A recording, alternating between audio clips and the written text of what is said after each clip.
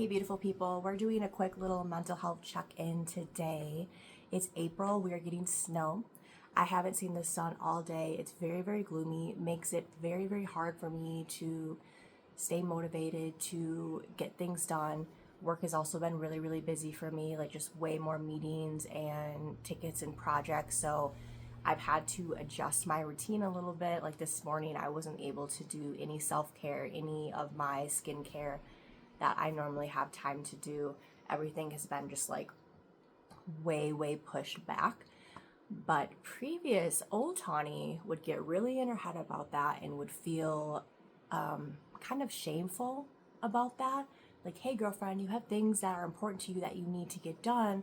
Like, why are you letting anything else get in your way of that? But that's just real life. There's external factors. We have other responsibilities outside of our goals. So well, yes, ideally, especially when you're building habits, you're kind of new to them, it's super important to do them as frequently as you can do them to stay consistent, to keep kind of the ball rolling, the momentum. But you're going to have days where you kind of feel like you're being set back a little bit or you're being a little stagnant, and we need to give ourselves grace and know that we're still chugging along. Not every single day are you going to get like that 1% better. People talk about 1% better every day. There's going to be some days where you stay the same and you might fall off a little bit. But what matters is how you pick yourself up and you keep going. So these talks, I'm like blurting this out to you guys, but I am also just talking to myself and doing a little self-reassurance that like, I know a lot of things are out of your control right now. There's just like a lot of busyness going on. And sometimes I do worry when things get really busy. I can feel myself in my body getting overwhelmed. And in my past, I've always spiraled. I've always gone down to like the shame. You're not good enough. Try harder. All these things. And that doesn't help because that makes me feel like actually wild. Like in my mind, the wheels are turning. It's not hard for me to go like to a dark place.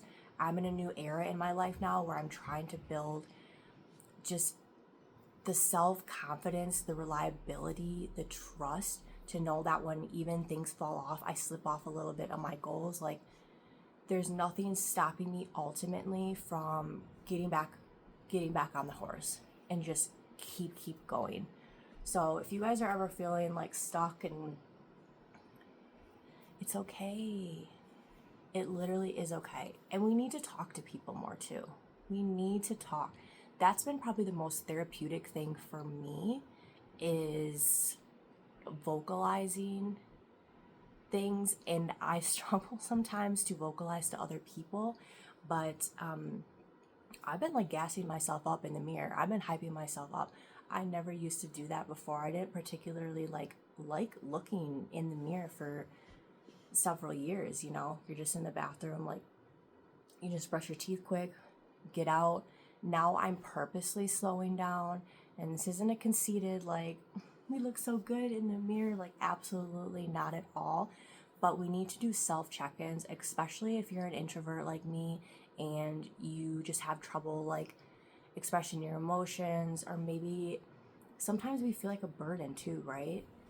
I know if my mind is playing tricks on me and it's spiraling, it can be more damaging if I bring that up, like let's say to my partner, because I feel like I'm just making them worry about something that they shouldn't worry about. The thoughts that come into my mind are out of my control a lot. Like they just come. And a lot of times they don't have to do anything with me and how I actually feel. So when I speak that out, it almost like makes it more real, and I'm giving my thoughts way, way, way too much power. I'm giving them way too much power. So yeah, look in the mirror, like hype yourself up, especially if you're having a hard day.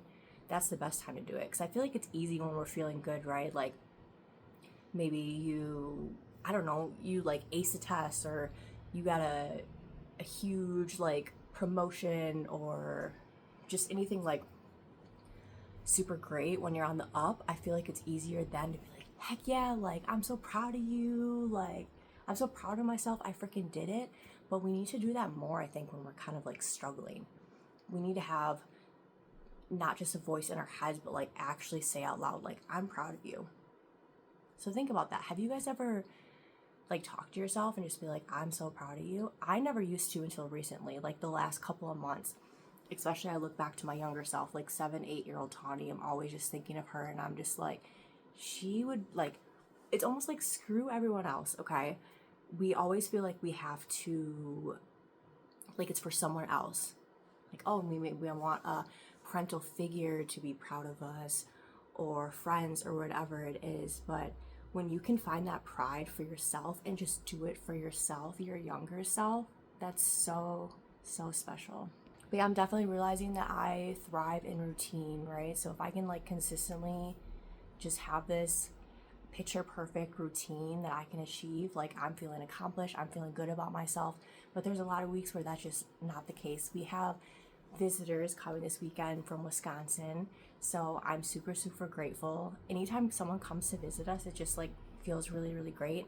I didn't have that many really great friendships growing up. I've always been the person who's like, I've had a lot of different friends and a lot of different groups, but I've never had like a true, really, really good friendship that kind of stood the test of time.